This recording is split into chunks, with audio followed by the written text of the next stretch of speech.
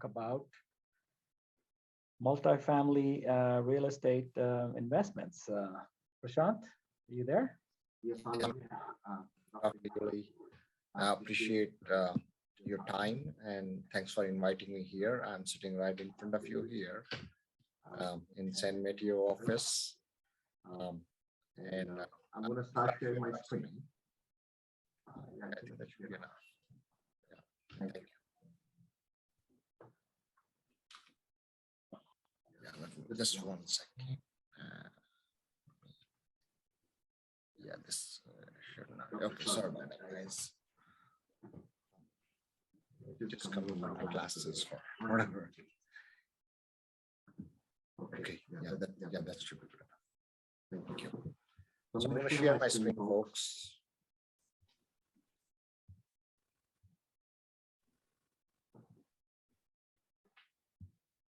So today I'm going to talk a little bit about investments in commercial real estate.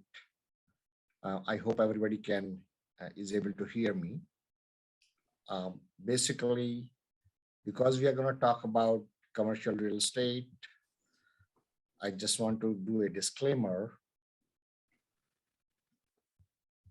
that anything that we are presenting today is purely for entertainment purposes only. Nothing that we are sharing can be construed as offering.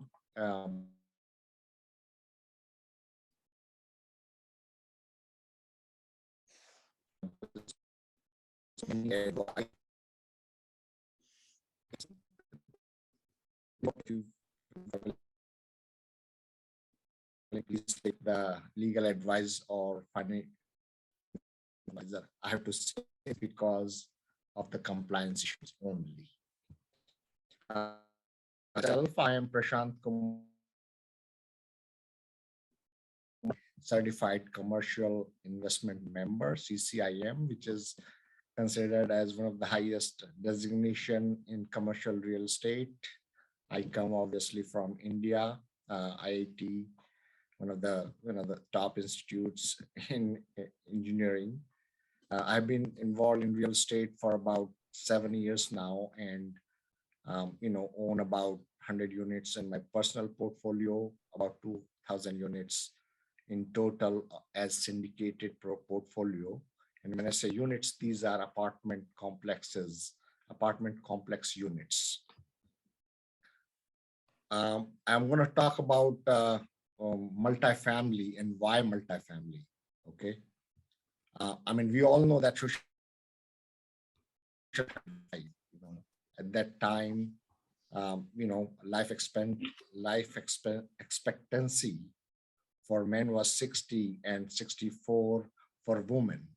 Now the life expectancy is about 80 for men and 84 for women. So you can understand basically, whether anymore for us or not. Just a point I want to put here, and the healthcare cost has been going up, right? Our premiums are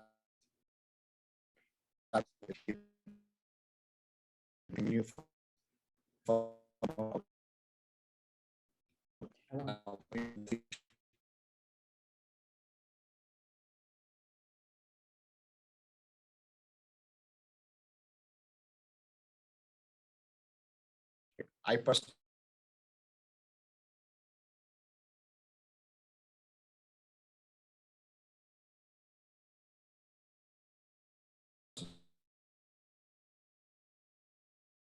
if you invest $1 today and adjust the returns on inflation, it will take 17 years to double your money in the stock market. These are the things which are published in various journals. These are not made up numbers.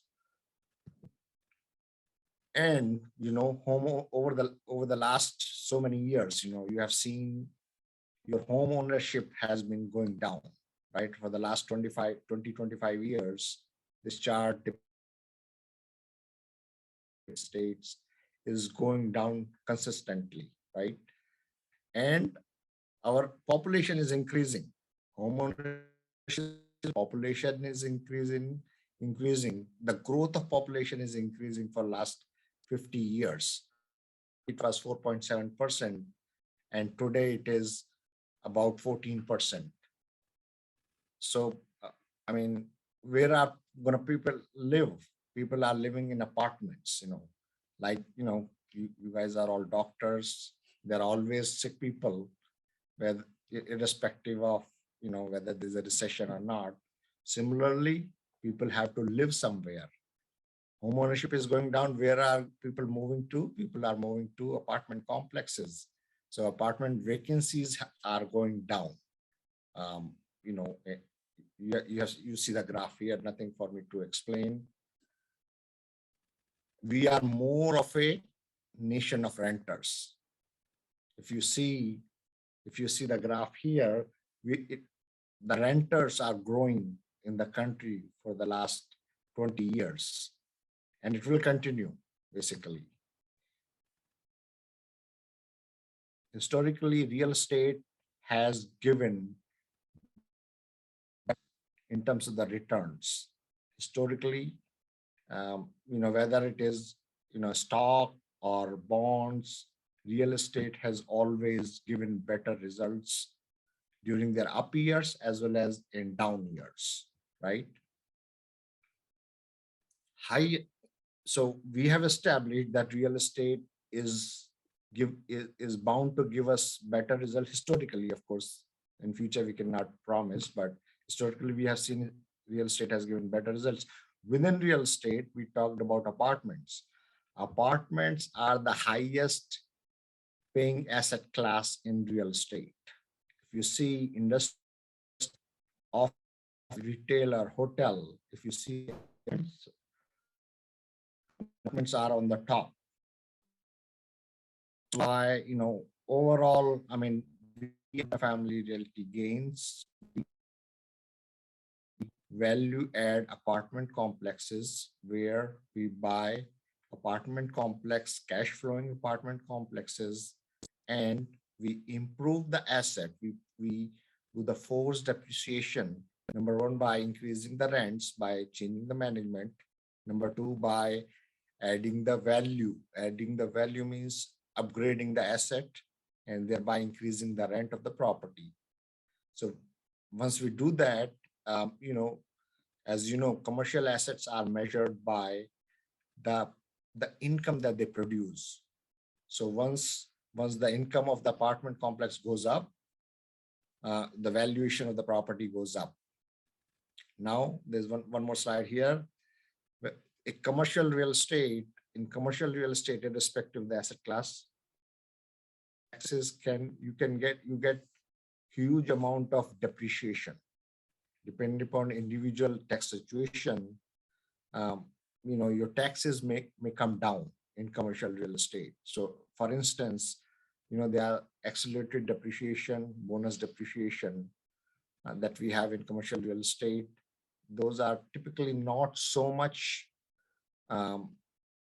effective in single family real estate. When we do a commercial depreciation, when we do the depreciation in multifamily, we are able to take a bigger chunk of our capital is depreciated in couple of years.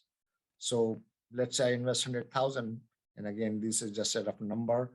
We are typically able to reduce 50% of that, right? 50% of that in first year, and that reduces our liability. Again, everybody's tax situation is different, but just some numbers to think about, and I'll give you a real example of that in later slides. For multifamily, as I said, now even though our demand is going up, coping up with the supply. This chart typically is showing us how there is a supply. In year 2030, there will be a difference of 1.7 million apartments that we would have a shortage of. Today we have a shortage of about maybe 1.5 or 1.4 million apartment homes. That's why the vacancy has gone down in apartments over the last 15 years. So what we do at My Realty Gains is basically we look across in a certain geography. We look at hundreds of deals. Typically, when we look at 100 deals, we underwrite them, we do the risk analysis on them, and once that is done, we put an offer. Out of 100 deals, we find 30 deals which are worth doing our analysis. Out of those 30 deals, we put an offer on 10, and typically, one of that gets that comes to us, we purchase that. So it's a huge amount of effort, starting from 100 to 1, right? I mean, there's a team of underwriters, acquisition managers who do all that kind of work. But we have done, because we are professionally managed, we do all that and we find one deal and we bring it to our investors. Our focus market is typically Southwest, where, typical job growth and population, right? Population growth. We acquire B2C class assets. We don't go into A class or D class assets. At least 7%, cap. This is wrong. Our cap rates have gone down considerably, about 5.5. And we look at the markets where demand is growing, right? Where employers are moving in, and we have some sort of exit strategy where we are able to refinance the asset within 2 years or sell the asset within 5 years. So, and we look at the local third-party property management company. So overall, in a deal, there are a lot of professionals who are looking at the deal. We ourselves have done our work, due diligence. Banks are looking at the property. Professional property manager is managing the asset. Professional construction manager is doing the construction, and all this skill set helps us to improve the valuation of the asset, meaning more return to our investors. So once again, structure looks like average annual return of about 7 to 8. We go for at least 100 units, typically 200 plus, and our target IRR is at least 14% year over year, right? So 2 to 5 years of hold, that's our business plan. But for investor standpoint, that is a passive investment, right? Because we manage the asset professionally and then we exit. So from an investor standpoint, these are typically passive investments.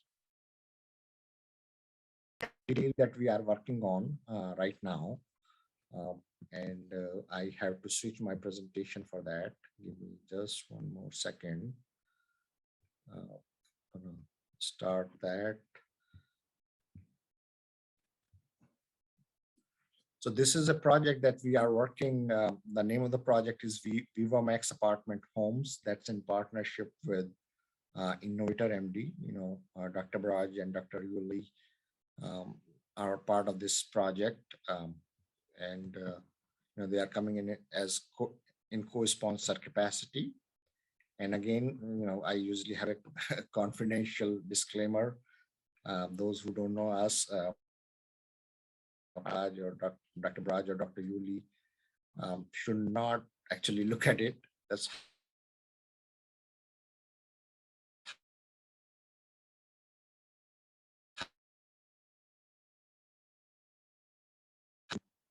so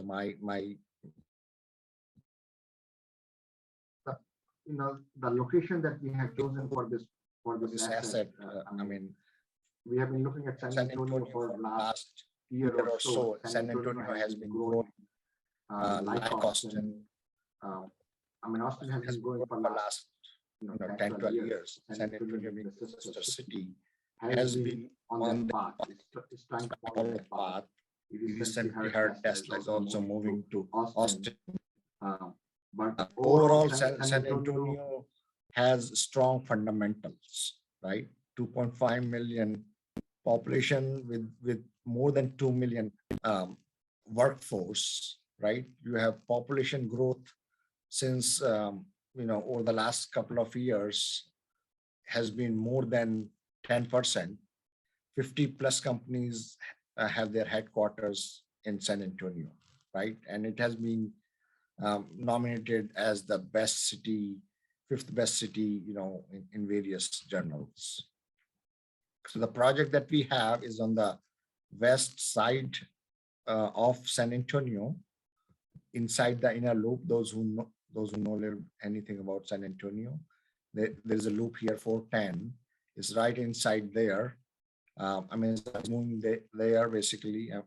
They have a lot of additional delivery stations in San Antonio.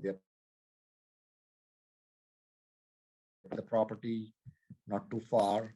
It's about 6 miles away from the medical center. If you see this graph, it kind of tells you that how many employers are there in San Antonio. It is not New York City. It is kind of a round city, and huge amount of labor force, huge amount of medical facilities, huge amount of IT headquarters. Overall a great place, and a lot of new companies are moving in that area, basically. So a little bit about the property. 440 unit apartment complex that we are purchasing for $25 million, with a $1.5 million capital expenditure to the action of the asset over the next 12 to 18 months. So 240 units, 1983 built. Average rents are about $120 to $150 below market. Even if we don't do anything, even if we just purely increase the rents over the next 2 years, we probably would be able to improve the valuation of the asset easily by 10 million. But when we don't go by all those assumptions, we do a lot of underwriting, try to remain conservative, and I'll discuss that in a second. Overall, asset looks pretty decent. See the pictures are looking very good. It has been managed by owner who takes pride in managing its asset, but there is always an opportunity to improve and anything. So we have found some opportunity there. It has 81 bedrooms and 162 bedrooms. What we plan to do there is, we have amenities, we plan to put extra amenities for residents, like putting the fitness center, dog park, patio for barbecue, for community events. Some deferred maintenance in the property. There are about 74 units that needs to be, they are in classic shape, which means that they have not been upgraded. So we plan to upgrade them. As I said, take care of some deferred maintenance. We are employing a San Antonio based experienced boutique property management company who had managed this asset before current owner. So we have a lot of knowledge about the property.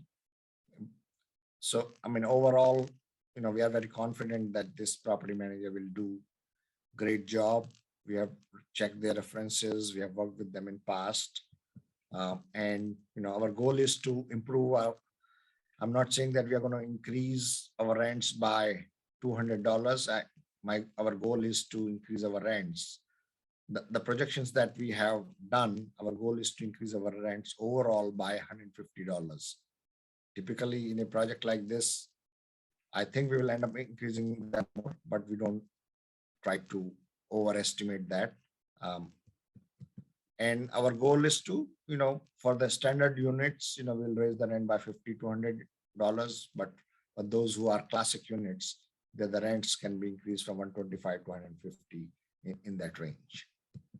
And current owner is self-managing the asset. Their marketing is a little bit, I think, not, I don't want to use the word poor, but they're not up to that standard.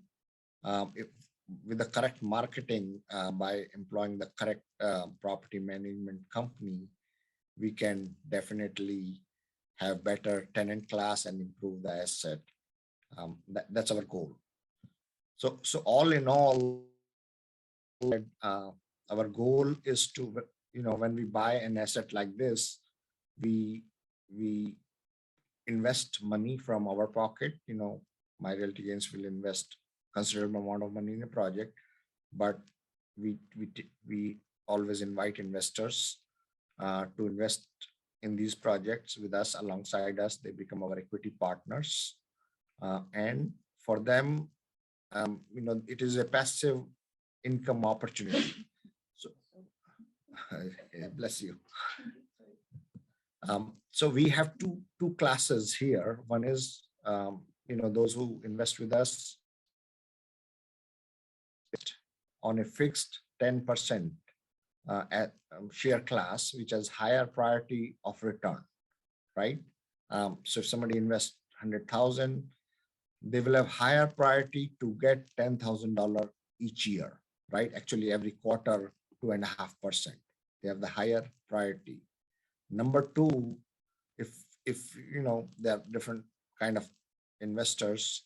If somebody is not so much about fixed 10% higher, lesser risk, they may choose for a 7% preferred, where 7% will be given to them. And of course, there's always a catch up. If we are not able to give 7% for whatever reason, it is caught up into next year. But overall return for A2 class is about 85% in 5 years. So A1 with a higher priority, with a more stable cash flow, gets about 50% in 5 years. A2, where A2 probably would get about 85%, because A2 will participate in the upside also. So that the way it works is A1 will not have an upside, but A2 will have whatever, after paying 10% pref and the 7% pref, whatever is left over, that is divided 80% to A2 and 20% to the management. So those are the returns on a very conservative level. I would say once again, because the in last 4 months, the rents have already gone up by 4%, 4% to 5% already. Our property manager says our projections for year 2 will be met in year 1 itself. We have not modified our presentation, and nor do we want to project higher than what we think we will achieve comfortably. That's why I have kept the presentation as it is, but numbers on it probably would look better than 85%. But we are not projecting that. That's not how we do it. And of course, past performance is not indication of the future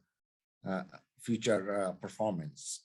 So we just want to remain as conservative as possible. In my mind, if my money can make 12%, I'm good. That's how I look at it. But everybody is different. The important thing is my money in the bank is devalued inflation.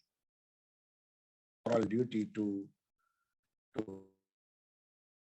assets where at least I'm making 6% to keep the valuation of my money at least what it. But everybody has. I find real estate being the most asset class where we are investing into tangible assets, and our returns are much because these assets are being managed by professional people.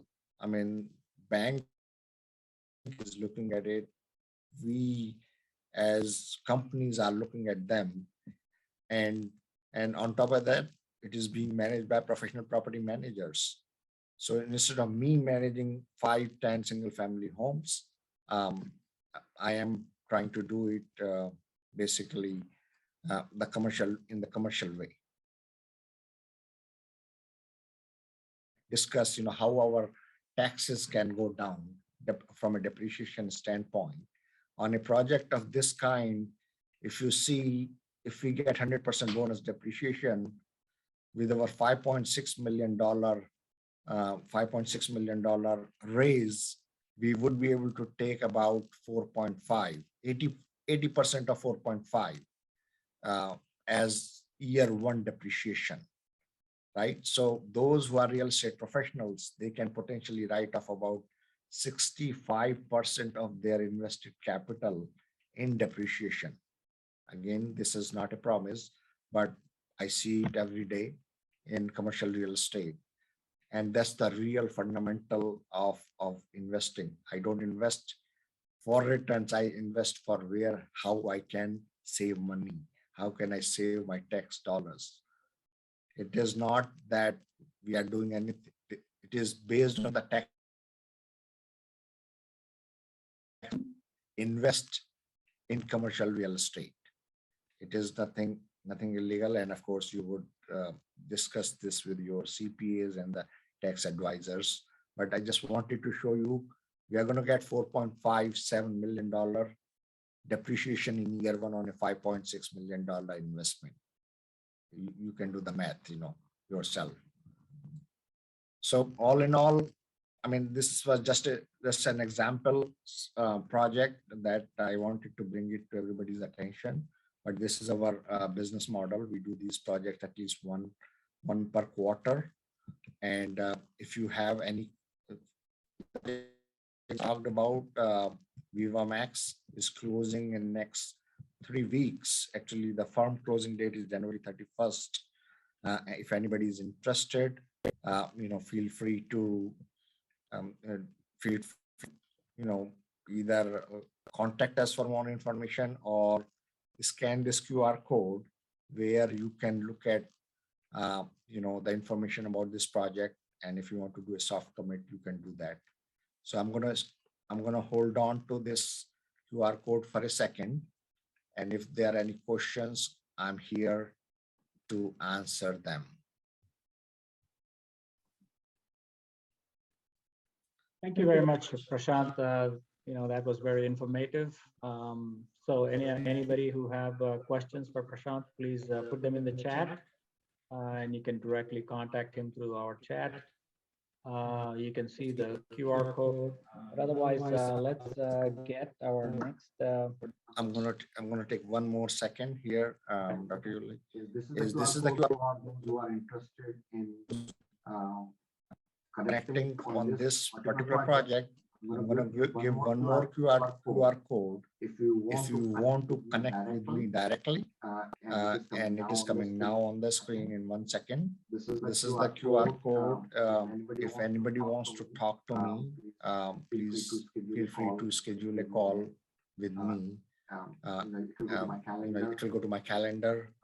I will share my email address and my phone number. Give me just 1 second, but you have gotten my information already. I'm sharing my email address right now, myrealtygains.com, and my phone number is 631-428-6479. So once again, this is the QR code. And if there is any interest in this project, anybody has, feel free to go back to the previous QR code. This is the QR code. If you want to look at the project, and I can send you the information. Send me an email. I can send you the information about the project. That's all. Thank you so much, Dr.